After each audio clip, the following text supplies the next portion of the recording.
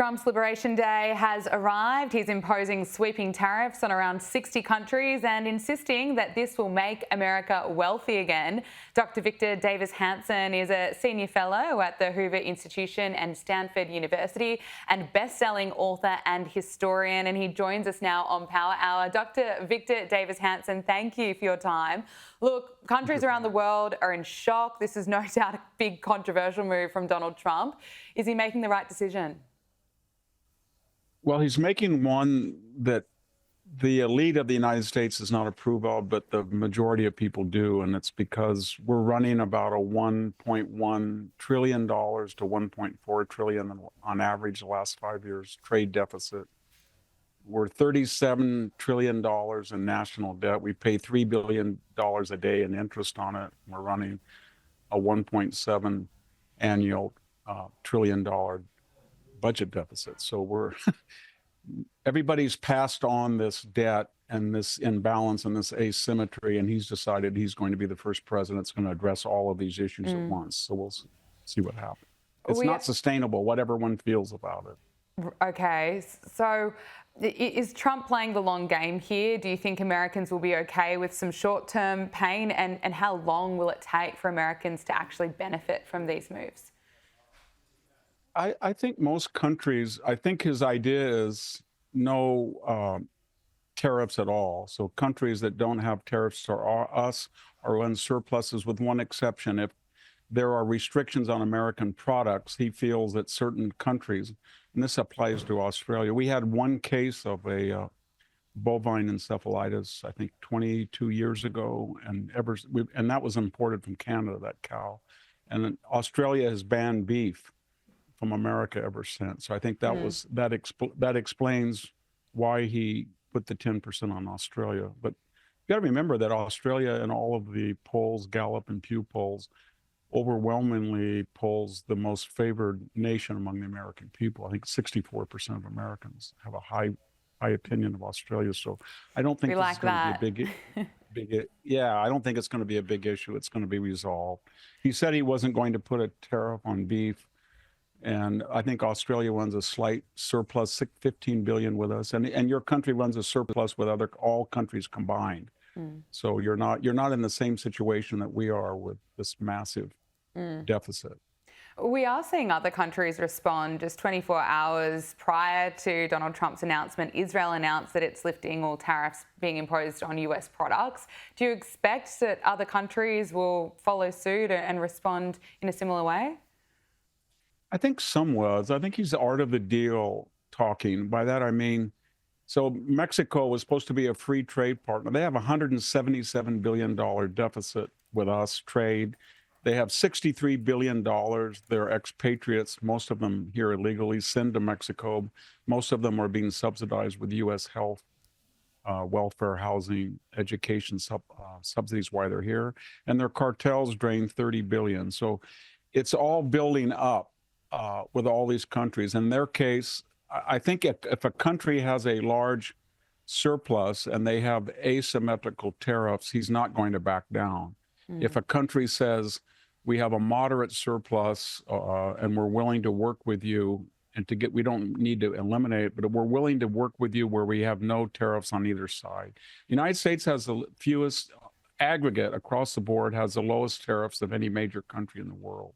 Yeah, that's just a fact. And we have the most open, and he's the first person to come along and says, we have hollowed out the interior of the country and we're not going to do it anymore because I think it's mostly directed at the $200 billion trade deficit with Europe, the 177 with Mexico, the 63 billion with Canada, and especially the 250 billion with China. You mentioned Europe. Just this week, Donald Trump told Keir Starmer there's no trade deal without freedom of speech for British citizens. Is this Donald Trump's place? I don't know. I mean, Donald Trump has a special, I don't know what it is. He has a kindred feeling with the Anglo-speaking world, Australia, even Canada and the UK. But The problem he's having with the UK and Europe in general is if they run trade surpluses or deficits, and if they haven't met their 2%, I think Britain has now finally met their 2% promise of European NATO countries to invest in military, then he feels that the United States is subsidizing their defense while they are taking advantages of trade. And the weird thing about Donald Trump is he seems to be able to get along with people of with the exception of Justin Trudeau, he's able to get along with people of the opposite political party abroad in a way that's I can't explain it, but sometimes he's closer to somebody on the left abroad than he is his kindred conservative. Not all, but it's odd. I haven't seen a president be quite like that. Let's talk about the Russia-Ukraine war. Trump's obviously vowed to end the conflict between Russia and Ukraine. It's not an easy task. The Times is reporting that Russia won't be accepting the White House's proposal to end the war while Zelensky is in power. How can peace be achieved? Should we see Zelensky resign? Is Trump being too trusting of Putin? What's your assessment? Well, Trump's already reacted to that, and he has threatened Putin with really the harshest sanctions that even the Europeans had never considered, and that would be an oil embargo on all countries, a complete trade embargo on all countries that buy Russian oil. And by the way, that would include some European countries that are very critical of the United States, but they still buy Russian oil and gas through third parties. So what he's doing is he's saying that every time that I slap down Zelensky and say you have to negotiate, then Russia gets emboldened. And every time Russia gets emboldened, I slap them down, and then Zelensky gets emboldened. But we're working toward a consensus, and I think everybody in Europe, the United States, everybody knows what the consensus is, that Russia will probably keep the Crimea and Donbass they stole during the Obama administration. They won't be in NATO, but they will be armed to the teeth. There'll be a DMZ, a commercial tripwire zone. And then the only outstanding issue is how far can you push Vladimir Putin back to his embarkation point on February 24th of 2022. But I think the pieces are all there. But we've got to remember, this is the worst battle since Stalingrad in World War II. There's been about 1.3 million dead, wounded, missing, sick, and killed. And it's senseless, and no one has stepped up and said, I want to do something to stop it. And our position in the United States had been, quote unquote, do whatever it takes. Well, that was just feeding a psalm or a Verdun. Putin has ordered the largest recruitment of young men since 2011. 160,000 men are going to be called up for military service by July. Now, officials within the Russian military claim that the recruits won't be sent to fight in Ukraine. But what do you make of it? What should we make of these reports out of Russia? He's doing that so he thinks that he can get concessions, and I don't think he's going to get them. One thing that we should remember is that he left his borders during 3 administrations. He invaded Ossetia and Georgia during the George W. Bush lame duck administration. He invaded Donbass and Crimea during the Obama administration, 2014, and he invaded and tried to take Kiev during the Biden. He did not move in the 4 years that Trump was here. And remember that we killed more Russians in Syria, 400 of the Wagner Group, than we did the entire Cold War. We got out of a missile deal. We sanctioned them. We begged the Germans not to do Nord Stream 2 pipeline. That was the only administration that sold offensive weapons that had been canceled by Obama and put on hold by Biden to Ukraine. So Putin knows that he has a record, Trump, of being unpredictable, and has been tough on him. And that kind of belies the conventional wisdom or criticism in Europe that Donald Trump is Putin's puppy. What happens is he's going back and forth, but the principal deal making is, I think everybody left and right, Europe, America, everybody knows what it is. It's just a matter of positioning the boundaries and et cetera. But I think they will get a deal this year sometime, I hope. I hope so as well. Look, Donald Trump, he's been in office for more than 70 days. He's approaching his first 100 days of his second term. What's your assessment of how he's been performing? We've seen the border essentially close. We've seen more oil being produced. How significant is it? I know there are plenty of Trump critics out there. What do you make of what he's been able to achieve in just 73 days? Well, I think we're all surprised that it's a counter revolution. In magnitude, we haven't seen anything like it since the left-wing revolution of FDR in 1933. But it's a counter revolution. It's economic, political, cultural, military, everything is up for grabs. And there's been radical changes, and the Democratic Party has kind of melted in Congress. They've taken to the street. They've gone after Tesla, but they're disorganized. They're polling about 23% now in popularity. So the only challenge he has is the messaging. I think some of his people get a little bit braggadocious or triumphalist. He needs to say, look, we didn't run up the debt, and we didn't open the border, and we didn't create a 1.1 trade deficit, but we're here at this time in this place, and we don't like what we're doing. We don't like to get in arguments with our allies. We don't like to lay off federal workers. It's much easier to borrow and spend than cut and save, but we have no choice because it's sustainable what we're doing in the United States. And if he gets that kind of tragic, this is the task that fell to us. We didn't want it, but we're going to do it. I think it's a much better than, hey, high five, we got a chainsaw, we're going to get rid of these fraud, waste, and abuse stuff.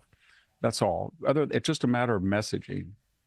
What do you make of the way DOGE is being run with Elon? We've seen those attacks. People are protesting against Elon Musk. Is it a good thing for America, or is he just too aggressive? Oh, it's a good thing. He had a very good, valuable interview with Brett Barrett. He's been caricatured having a bunch of nerds from Silicon Valley. They're not. These people are CEOs. They're entrepreneurs. They're in their 40s, 50s, and they have gone through the federal government, and they're finding things that people cannot believe. And they've already identified $100 billion in waste, fraud, and abuse. They think they can get up to $500 billion to $1 trillion. Nobody is disputing that. The left is not saying to us, well, that's wrong, or this, we shouldn't do this. And nor is anybody saying to them, yes, we can't borrow 1.7 trillion a year and pay $3 billion a day and have more interest payments than our defense budget. And therefore, I have this counter agenda that will do the same thing as DOGE, but I feel that it'll be more effective or more compact. There's nothing. There's no counter. So you can see that they're afraid of him because what he's doing has to be done. And they're angry about the methodology, but they don't have a counter proposal. And they know they can't continue as we are, or we're going to go broke. We're already panicking the bond market. So it has to be done. But and they don't have an alternative to it yet. You mentioned just how poorly the Democrats are polling at the moment. What does the future of the Democratic Party look like? We've just seen the Democrats become so irrelevant. Here they are attacking DOGE. There are some Democrats out on the streets torching Teslas. We've seen in the election campaign last year, prominent Americans who belong to the Democrat Party just abandon the Democrat Party altogether and support Donald Trump. I mean, what's the future for the Dems? Well, they've been there before. After the Carter debacle of 1980, we had 12 years of Ronald Reagan and George H.W. Bush, and then they got smart and said, we've got to go to the center. And then whether you like Bill Clinton or not, or whether he was sincere in his centrism, he did balance the budget. It's the last time a person did it. And he fought crime, and he closed the border.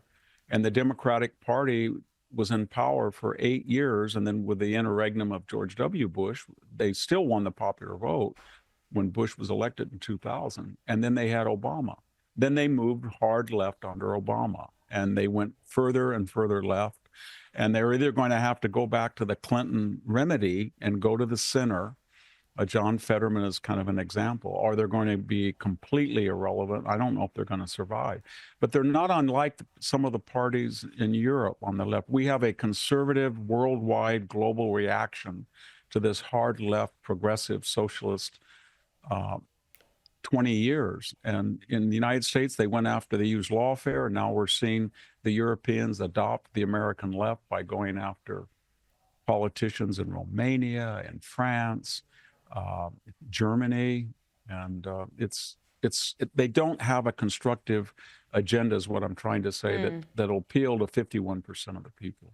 No, they certainly don't. They've got a few years to get it together. I noticed that Gavin Newsom's hosting a new podcast, trying to interview guests on the other side, trying to appear more centre. Are you buying it? No, I don't think anybody. I'm a sixth-generation Californian, so I know the whole Bay Area politics very well. What Jerry Brown or Nancy Pelosi or Dianne Feinstein or any of them were like, but everything that he's saying now, he's criticizing himself. He might as well talk to a mirror, because he's the one that he blows up dams when he's supposed to build them. He gave $500 million to illegal aliens during COVID. He created a slush fund to sue Donald Trump. He's given Medi-Cal, that's free health care, to illegal aliens, where it's broke. It's $8 billion, and the whole quarter of all Californians are defaulting on their power bills, because it's 40 cents a kilowatt, the highest in the United States, highest taxes in the country, highest gas taxes, and among the worst infrastructure, the highest poverty rates, 21%, largest number of illegal aliens. 27% of the population was not born in California, and that demanded assimilation, integration, acculturation. And what did he do? It was all diversity, equity, inclusion, separatism. So he helped create this. In fact, he's the architect of most of California's failure, because he was not only governor, he was lieutenant governor, and then he was mayor of San Francisco, and then he was on the city council. He's got 30 years of fingerprints all over this disaster. Yeah, well said. And just looking at his track record, it is not good. Finally, Dr. Victor Davis Hanson, we assessed Trump's performance over the past 73 days, but looking ahead, if he is able to pull off some of the key promises, which he's starting to, will America be better off? How do you see America in the next few years? Well, he's got 4 or 5 initiatives that are very risky and controversial, but if he were to pull them off, he would go down as I think, the most successful president in 50 years. And those are, can he denuclearize Iran without blowing up the Middle East? Can he solve the Ukraine war? Can he get us on a trajectory in 2 or 3 years to a balanced budget? Can he rebuild the U.S. military? And can he, I think it's very important, get within $150 billion of a trade parity, so we're not running these huge deficits. If he can do that, and he's working on all of them, and they're gaining enormous resistance and anger, but they have to be done. And if he can pull it off, it'll be something. We've never seen anybody this ambitious, is what I'm trying to say. Absolutely.